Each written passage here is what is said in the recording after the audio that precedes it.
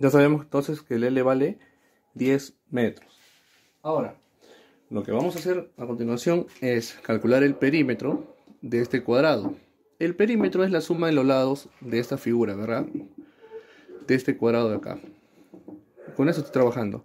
¿Quién sería la suma de los lados? Como todos sus lados son iguales, sería L más L más L y más L, ¿no? O lo mismo que decir 4 veces L. Pero como ya sabemos que el L vale 10, entonces el perímetro de ese cuadrado sería 40 metros. Y ese sería nuestro resultado. En el problema 6 tenemos un cuadrado. Está indicado que todos sus lados son iguales. Y lo que vamos a hacer es encontrar el valor del ángulo X. Para eso voy a hacer lo siguiente. Lo primero que voy a ver es que acá yo tengo una diagonal. En un cuadrado, cuando tú tienes una diagonal, este parte en dos ángulos iguales de 45. Miren, ya tenemos que esos dos triángulos tienen un lado igual, que son estos, y un ángulo igual. Pero entre ambos comparten también un lado igual, que lo voy a poner con otro color para poder identificarlo. Entonces, ahí tenemos el triángulo. El primero sería, vamos a poner una letra, ya que no nos dan una letra acá, una letra E. Yo digo, el triángulo APE con el triángulo ADE, estos dos triángulos van a ser congruentes. ¿Por qué?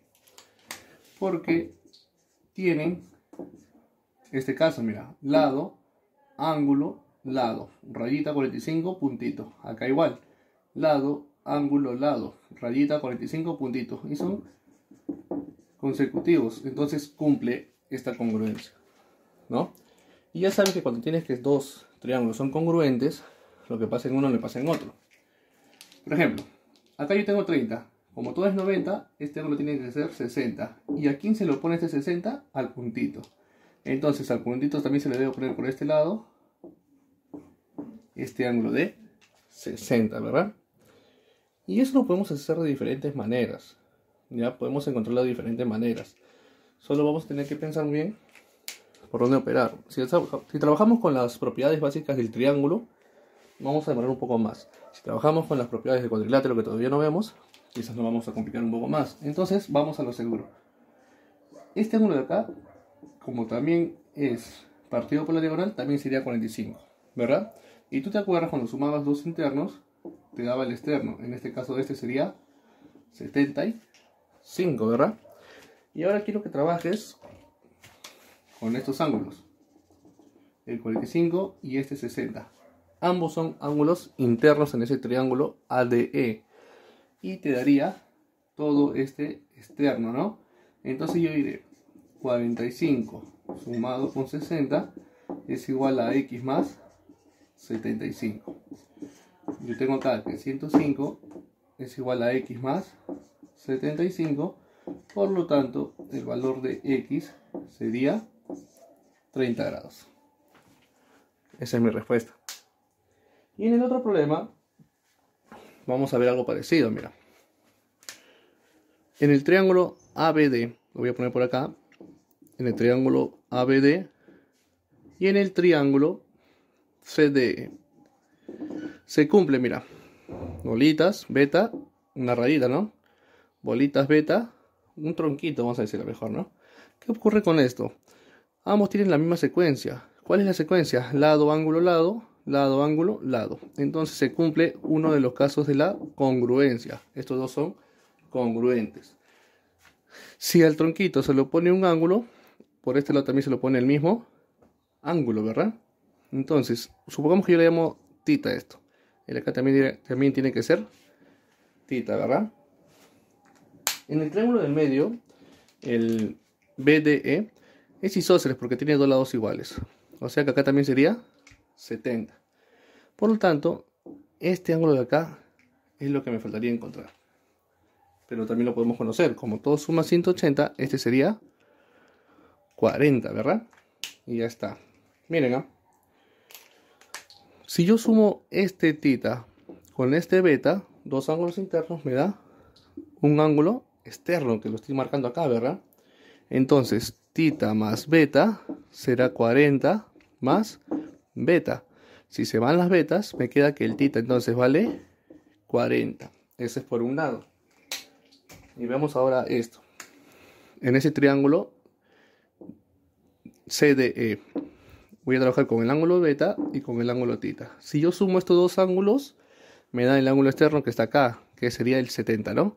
O sea que beta más tita es 70. Pero yo tenía que el tita vale 40. Reemplazo.